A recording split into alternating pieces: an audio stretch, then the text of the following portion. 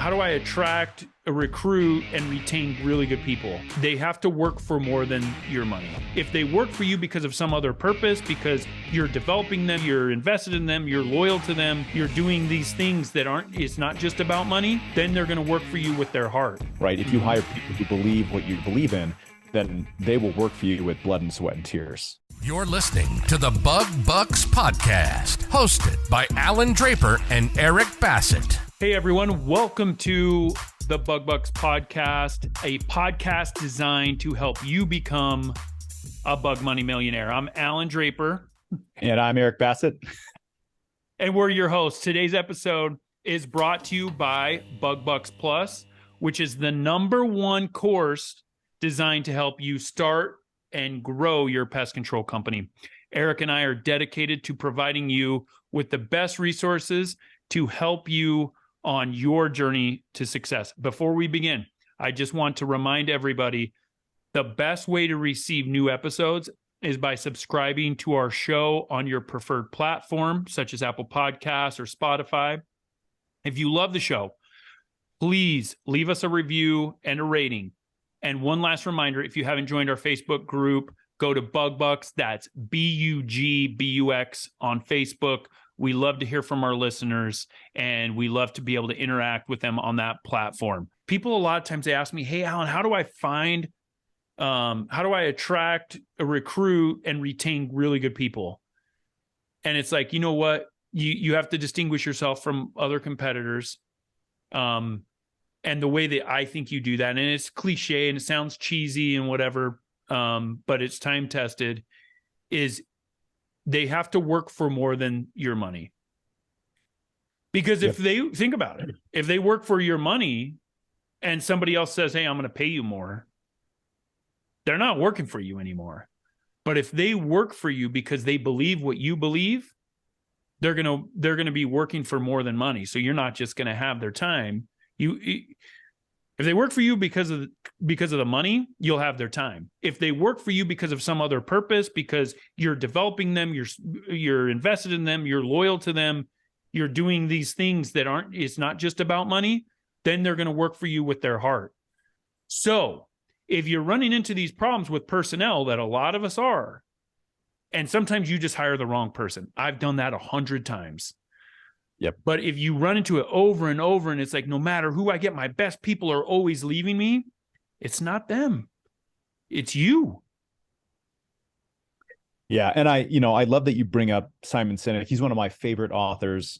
And it was almost like a direct quote from that book, The Start With Why, where it's, if you hire people who just need a job, then all they're going to do is work for money, right? If you hire people who believe what you believe in, then they will work for you with blood and sweat and tears, right?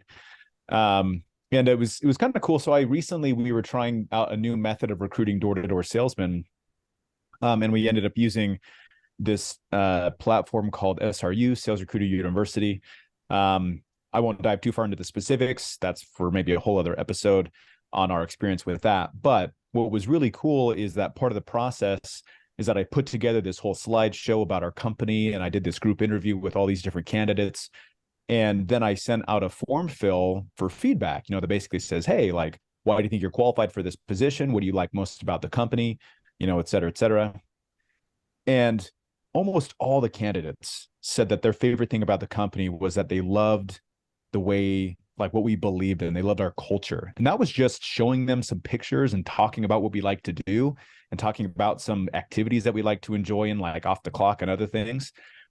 And that's what it showed to me, that our culture is really what attracts the best people that we have, right? And our culture really is just a reflection of all of our best people. So I love Simon Sinek, man. I could read his books all day. If you guys haven't read Start With Why, that's a classic. Leaders Eat Last is another fantastic one. And then one other one that I've read that I really loved, and you guys shouldn't skip on this either. There's one that he wrote called The Infinite Game. Mm-hmm. And he kind of highlights the difference between what a finite, like a game that has a definitive end is, right? Like a baseball game, like you got 9 innings and then eventually you're going to get the end of it depending on who's comes out on top after that. And that has an end, right? You're only playing to get to the end of the game. That's kind of like money, right? You're playing to get to a certain amount of money or you're a certain amount of financial wealth or whatever's going on. And then you have this idea of an infinite game, which is the reason that you play the game is to perpetuate the game, right? So, when you have a goal, when you have a pest control company where you're thinking, man, I would love to get to a $5 million pest control company. That's cool. But that's a finite reason. That's a finite purpose. Once you get there, what else are you there for, right? But along the way, if you think to yourself, man, I think my purpose might be providing opportunities for other people I care about.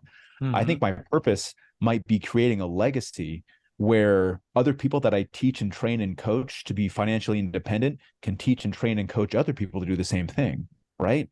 I think that my purpose is to coach and mentor and train other people, whatever that situation is. That is a infinite purpose that you continue doing your job because that perpetuates the cycle, right? And so I want to encourage anybody listening to read that book because it changes your perspective from looking at your job as a finite thing where you're just working to a means to an end. And it changes it to an infinite perspective where you go to work so you can perpetuate going to work, so you can perpetuate fulfilling your purposes and your dreams. So it's a fantastic book. I recommend it 10 out of 10. That's awesome.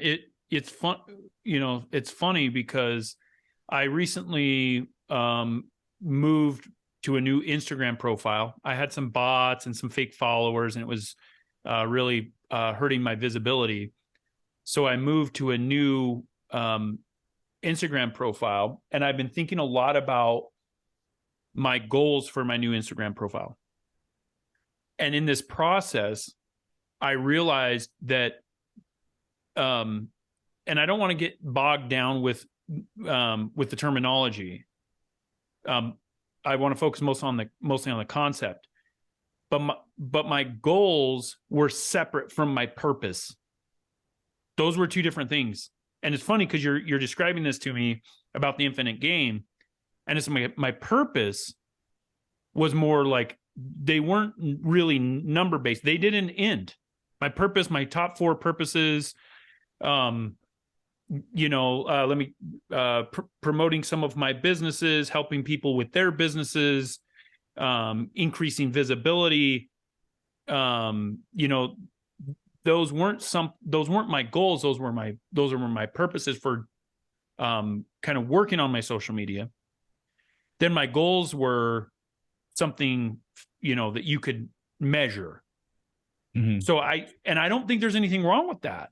I don't think there's anything wrong with having goals, as long as you realize, kind of going back to my point. I think, we've kind of continued with this theme where it's like, it's not money, it's something else. And whatever that something else is, that's your infinite purpose. That's what's going to continue. That's going to continue regardless of how much money you make. Yes. And so it's not like, hey, I get to this point. And one last thought about this, which is, this is actually a really cool topic, but you talked about how this conundrum that people have when, hey, I want to become a $5 million pest control company. They become a $5 million pest control company. Now what? Is my purpose gone? Is it like, is that it? And I'm not that type of guy. I'm not the type of guy that says, hey, I'm going to build my pest control company into $100 million, valuation, and then I'm going to go lay on a beach. And it's because I have some other game. There's some other purpose that is going to, no matter, I don't care what it, somebody says my company's worth. And it reminds me of this. I think it's an HBO documentary about Olympic athletes. And I can't remember what it was, what it's called, but we'll have to research and put in the show notes, something gold or something. But it talks about this idea that there is a very high risk of depression and even suicide with Olympic athletes after they compete. And what they found was these individuals after the Olympics, they would have this issue of now what? Because they didn't have an infinite. It wasn't about their bodies, or it wasn't about, the pursuit of something higher. It was the Olympics. It was specifically to earn a medal. And whether they did or they did not, it was very frequently found that they went through this depression. And I think there are some that ended up, committing suicide because it was like their life they felt didn't have purpose because they had a finite game. Were you able to pull it up? I think, is it The Weight of Gold? The Weight of Gold. Yeah. That's exactly right. Yep. And so there's this, you have to find what that higher purpose is, so that no matter what happens in your life, you sell your pest control company, then what? And I think this correlates, Eric, with this idea that once I get to blank, then I'll be happy. Or once I get to blank, I'll be satisfied. Or once I get to blank, I'll be fulfilled. And it's like, no, it's like, because I think you get to the point where you're like, it's actually, as cliche as it sounds, and I'm full of cliches, it's the journey. That's what somebody that's been around the block realizes. Like, I've been around the block. I could sell my companies and be done with work the rest of my life, never have to look back. And I have no interest in doing that. Because for me, it's like, I love the grind. I love the journey, and I love who I'm becoming.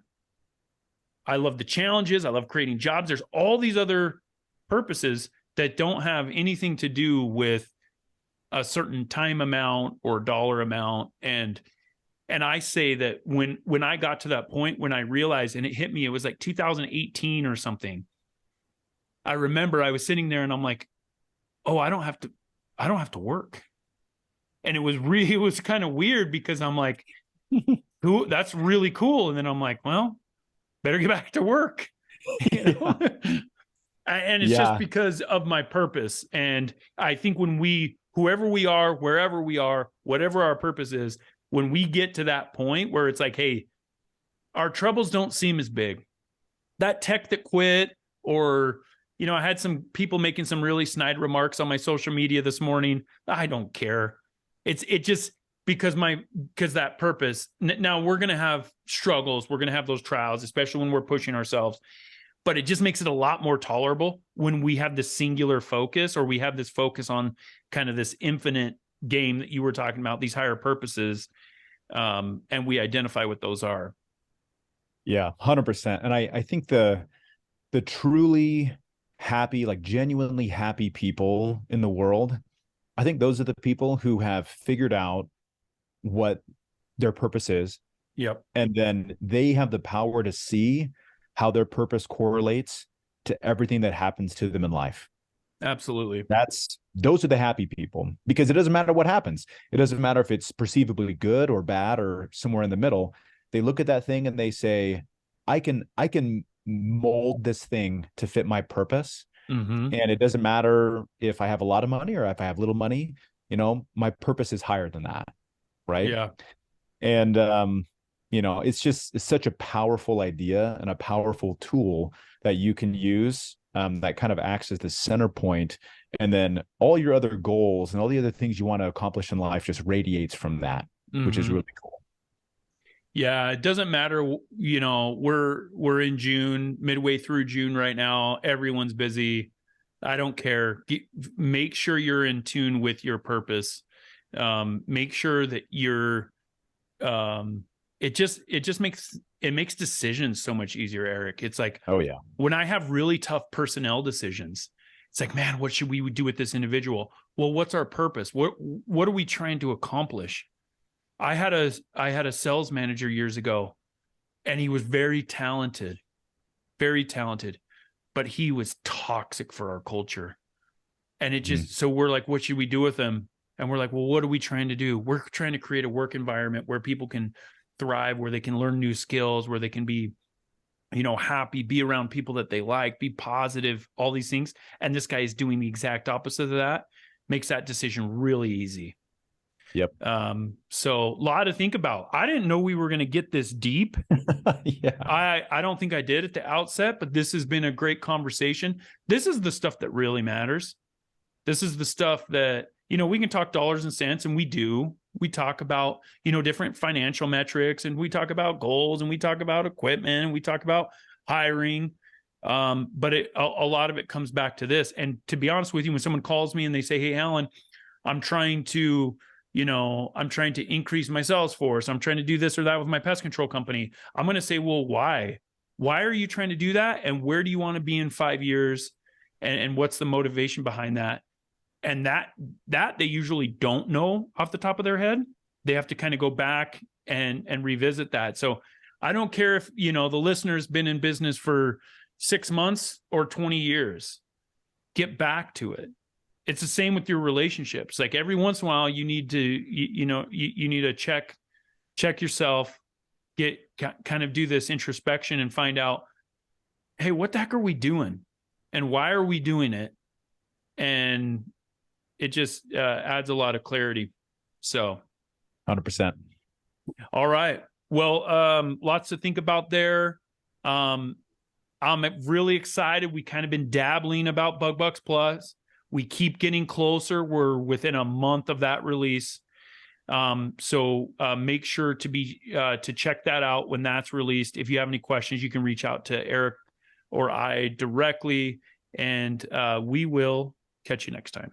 If you enjoyed today's episode, please show your support by subscribing and leaving us a 5-star rating. Thank you, and we'll catch you on next week's episode.